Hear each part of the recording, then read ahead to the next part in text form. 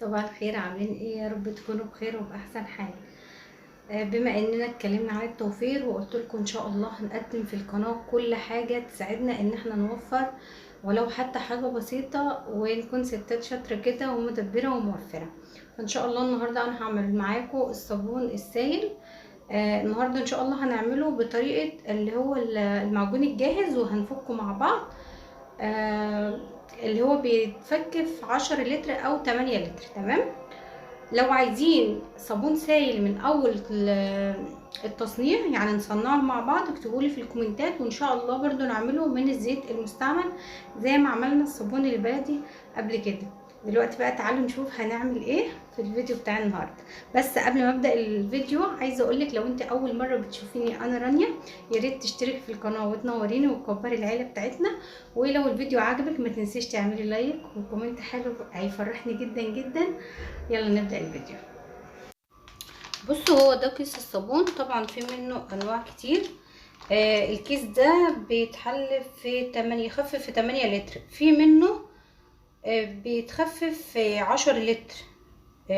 اسمه هاي لوكس تقريبا على ما اعتقد، يعني مش فاكره الاسم، بس هو مركز عن ده شويه. تمام. بس ابني راح جاب لي ده ب25، والتاني كنت سائله عليه ب30 جنيه. يعني الفرق بين ده والتاني 5 جنيه. ده ب25، التاني ب30، وده بيتحل في 8 والتاني بيتحل في 10 لتر. هو اول حاجة مكتوب ان احنا هنحط المحتويات الكيس اللي جوه دي في لتر من المية، وبعدين نقلب جامد، وبعدين نزود ال7 لتر، يعني عشان يبقى معايا 8 لتر. تمام. انا حطيت بقى دلوقتي معايا لتر مية اهو، وهنطلع بقى الكيس. هو في كيس واحد، التاني المفروض كان بيبقى معاه كيسين. بسم الله الرحمن الرحيم.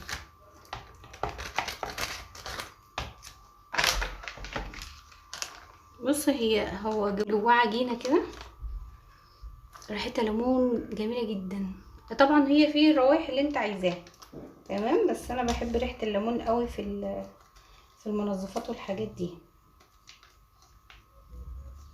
هنفضي بقى الكيس ده كويس. هو معجون ماشي، هو مش بودره، هو معجون. كنت فاكراه الاول بودر، بس ريحته حلوه قوي.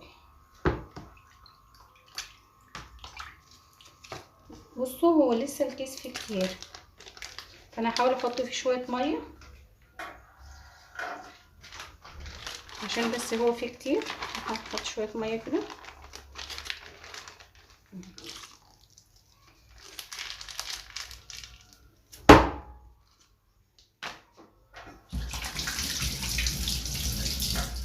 حاول بقى نقلبه معلقه كده ولا حاجه. بسم الله الرحمن الرحيم.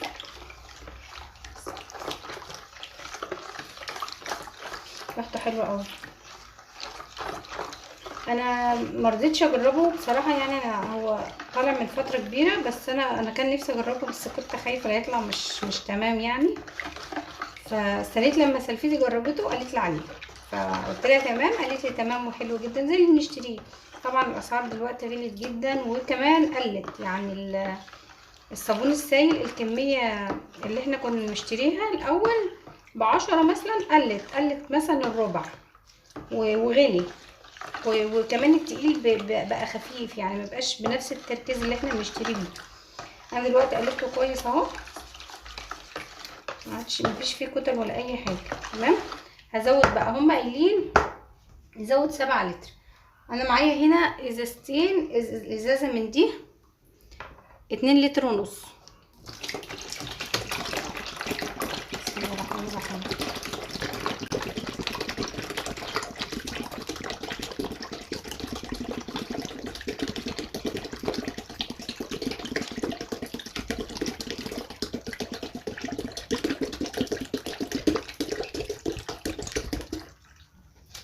كده انا حطيت 2 لتر ونص، ومعايا اللتر الاساسي اللي انا كنت مدوبه فيه، يبقى معايا كده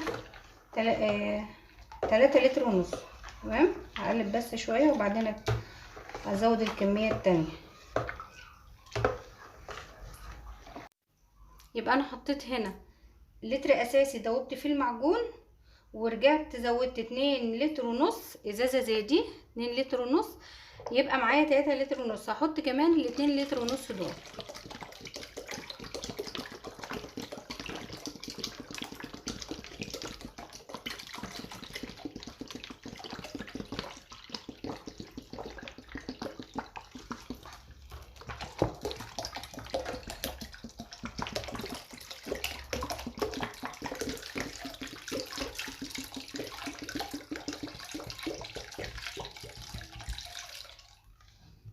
كده يبقى انا حطيت 5 لتر. انا زودت 5 لتر، واللتر اللي احنا مدوبين فيه المعجون يبقى كده معايا 6 لتر. تمام، معايا 6 لتر. هحط كمان الازازه دي. الازازه دي بتاخد لتر ونص. لتر ونص على 6 لتر يبقى انا معايا كده 7 لتر ونص. كفايه قوي كده، مش مهم النص لتر الباقي عشان يعني يدينا ايه كثافه. يعني النص لتر اللي هيجي يعني هيظبط الموضوع، بس هو يعني على قد ما نقدر. كده بالظبط معايا 7 لتر ونص من الميه على الكيس اللي احنا عملناه. بس مش عايزه الرغوه دي عشان نشوف. شايفين لونه بقى؟ يعني لونه، اللون كل ما بنزود ميه بيبقى، شايفين، بيبقى رايق قوي وجميل. شايفين بيبقى لون اصفر حلو. هو المفروض بقى هنسيبه كام ساعه كده عشان يتقل. ماشي، احنا بس هنقلب بس كده شويه عشان ما يبقاش فيه كتل. بالراحه علشان الرغوه دي ما تكترش. انا بقلب بالراحه جدا، او مرضتش اعمل بالمضرب علشان الرغوه دي ما تكترش. وبرده عمل رغوه.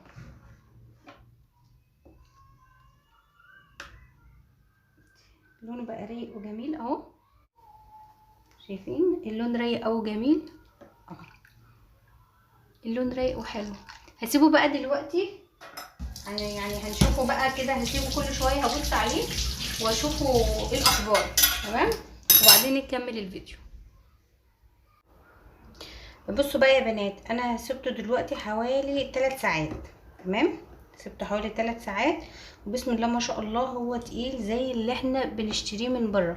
بصوا هو لونه شفاف، بس مش عارفه هي الكاميرا جايباه غامق ليه كده. هو بصوا لونه شفاف خالص، بس انا مش عارفه الصراحه الاضاءه جايبالي كده، او ممكن علشان الطبق البلاستيك اللي انا حاطاه فيه غامق فعشان كده عاكس عليه اللون. لكن هو شفاف. بصوا شبه العسل الابيض بالظبط. شايفين؟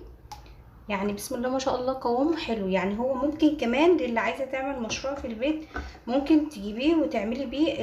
الكيلو دلوقتي بيعمل 10 جنيه. يعني انا لما بروح اجيب سايب من عند بتاع المنظفات بجيبه ب10 جنيه اللي هو اللتر.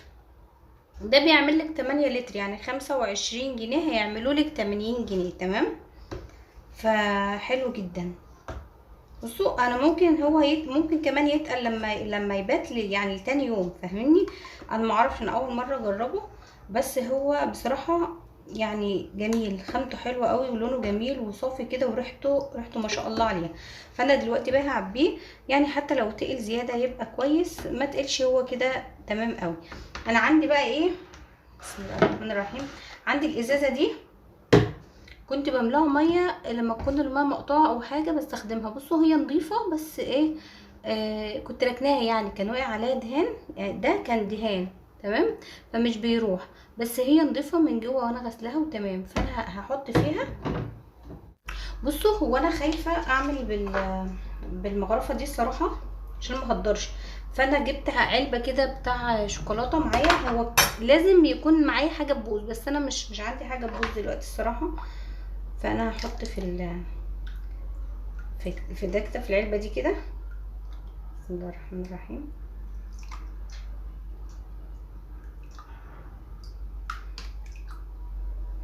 تمام، وابتدي بقى ان انا احط في الازازه دي. بسم الله الرحمن الرحيم. كده بيتصبب، يعني بصوا بيتصبب بسهوله ومش بيوقع. انا ممكن برضو اعمل كده عشان انجز الوقت. كده كده لازم يقع مني.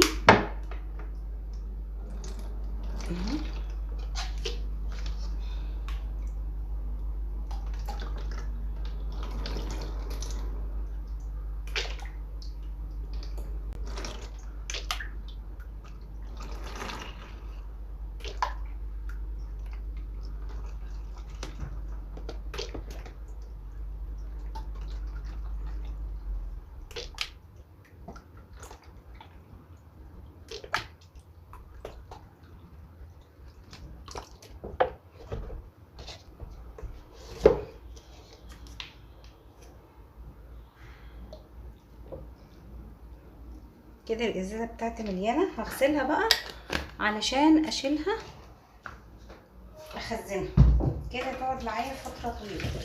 عندي لسه ما شاء الله تبارك الله يعني كتير اهو. اشوف بقى اجيب حاجه تانية احط فيها.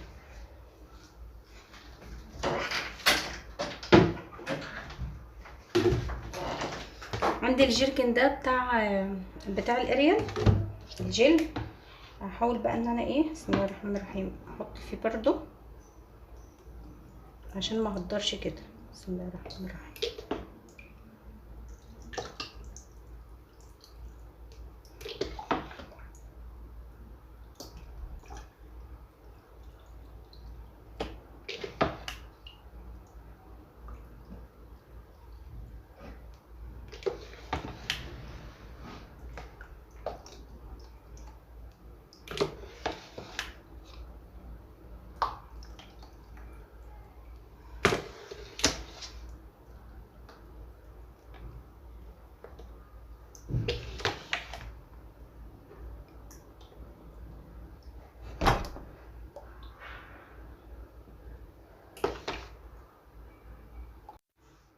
دلوقتي كمان الجيرجن اللي معايا ده اتملى ولسه فاضل عندي برضو.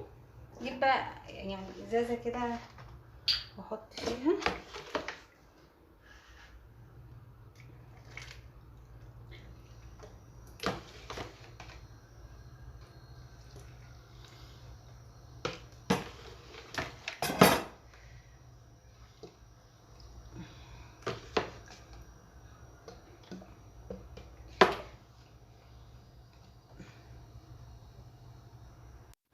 شايفين بقى يا بنات، بسم الله ما شاء الله تبارك الله، ادي الجيرجن مليان وادي الازازه دي. الازازه دي تقريبا بتاخد 5 لتر لوحدها ما شاء الله، والازازه دي لتر ما شاء الله. يعني هيكفوني، يعني مش عايزه اقول لكم هيكفوني مده كبيره جدا.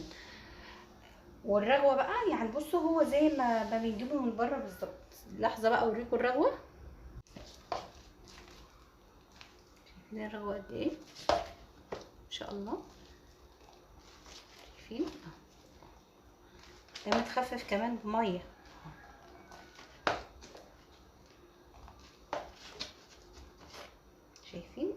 شايفين الرغوه. نغسل بقى الرخامه كده مكاننا وننضف الدنيا. ومش عايزه اقول لكم بقى المطبخ ريحته ليمون فظيع، ريحته جميله جدا وحلوه جدا. جربوه ان شاء الله هيوفر معاكم وهترتاحوا فيه جدا.